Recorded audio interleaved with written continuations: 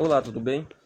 Hoje eu gostaria de falar sobre um assunto muito polêmico no mundo atual, porém para a Bíblia Sagrada é um assunto resolvido, certo? É sobre o homossexualismo, como ele se encaixa dentro da Bíblia Sagrada. Para isso eu preciso ler Mateus capítulo 19, versículo 4, 5 e 6, certo? Vamos ler? Diz assim: Ele respondeu: Vocês não leram que no princípio o Criador os fez homens e mulher? E disse: Por essa razão o homem deixará pai e mãe e se unirá à sua mulher, e os dois se tornarão uma só carne. Assim eles já não são dois, mas sim uma só carne. Portanto, o que Deus uniu, ninguém separa. Pois bem, essa frase aqui do texto bíblico de Mateus é do Senhor e Salvador Jesus Cristo. Por que eu fiz questão de ler uma frase de Jesus? Porque hoje em dia nós temos pessoas militantes do público LGBTQIA+, que falam da seguinte forma: olha, Jesus era um cara bacana e nunca falou contra os gays, mas o que mata é o seu público ou seu fã-clube. Eles estão se referindo a os discípulos em geral, principalmente o apóstolo Paulo, que é acusado de ser homofóbico, que é acusado de ser uma pessoa machista, e a igreja, certo? Em geral, de todos os tempos. Justamente um artista muito famoso no meio pop é o Fábio Porchat, que utiliza muito essa frase e viraliza, porque é um famoso falando. Só que o texto que nós lemos é justamente de quem? De Jesus. É Jesus que está falando a respeito do livro de Gênesis, do Antigo Testamento, que Deus fez o homem, certo? E a mulher. Deus fez a mulher com o propósito desta ser a companheira do homem, e os dois se unirão em uma só carne. Nós sabemos que esse é até um assunto importante a ser falado, que o casamento ele se consome no ato sexual. Tem a questão lá, quem se casa na igreja, tem o padre ou o pastor, ou então quem se casa ali no, certo? No cartório tem o juiz de paz. Porém, tanto no templo religioso cristão como no cartório, o casamento ainda não foi concluído. Ele foi feito, mas aí não teve a conclusão. E a conclusão do casamento, o fechamento deles, ocorre quando praticado o ato sexual entre o homem e a mulher, certo? E os dois se tornam um só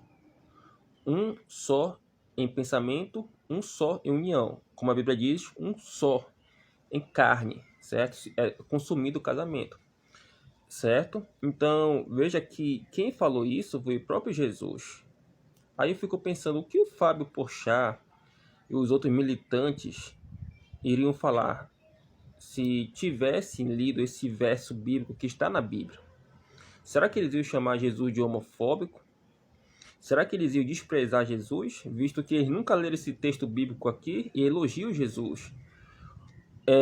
Jesus ele veio com missão à Terra para pregar para o povo, principalmente os judeus, que eram de elite, como os saduceus e os fariseus, que estavam desviando o povo da verdade. Então Jesus veio fazer uma espécie de reforma na vida desse povo, para que eles pudessem fazer justamente o que Jesus estava fazendo, conclamar o povo ao arrependimento. E quem deveria se arrepender primeiramente eram líderes judeus. Muitos deles eram mestres da lei, os escribas. Também Jesus veio para aqueles que estavam marginalizados, abandonados pelos líderes judeus, certo? Ele veio fazer com que o povo voltasse novamente a Deus, visto que o povo estava distante de Deus. Eles estavam muito ligados em questão políticas, certo? Eles queriam que Deus enviasse um Messias, e esse Messias ele tinha que ser um Messias guerreiro que livrasse os judeus, certo? Do jugo de Roma.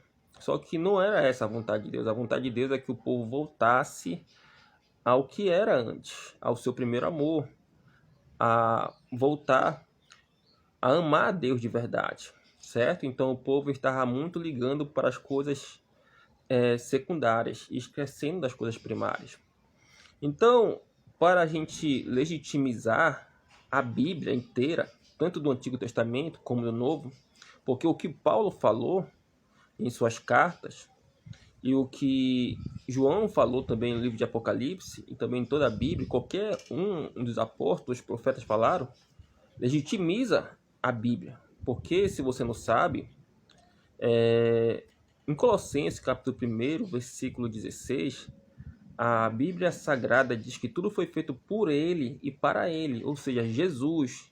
Paulo está falando que tudo foi feito por Jesus, para ele, por ele e para ele, porque Jesus, segundo de João, capítulo 1, versículo 1 e 2, diz que no princípio era o verbo estava com Deus, o verbo era Deus, ou seja, Jesus estava juntamente com Deus, não com esse nome Jesus, nem com o nome Cristo, que é o título que ele recebe como Messias, né? Cristo em grego, Messias em hebraico. Não, ele estava lá porque ele era igual a Deus. Ele é o Deus Filho. Pois bem, e o que isso quer dizer? Quer dizer que ele arquitetou todas as coisas. Tudo que existe no mundo, os seres humanos, os animais, foi o próprio Deus Filho que arquitetou. E Gênesis capítulo 1, versículo 1 diz que no princípio Deus criou todas as coisas.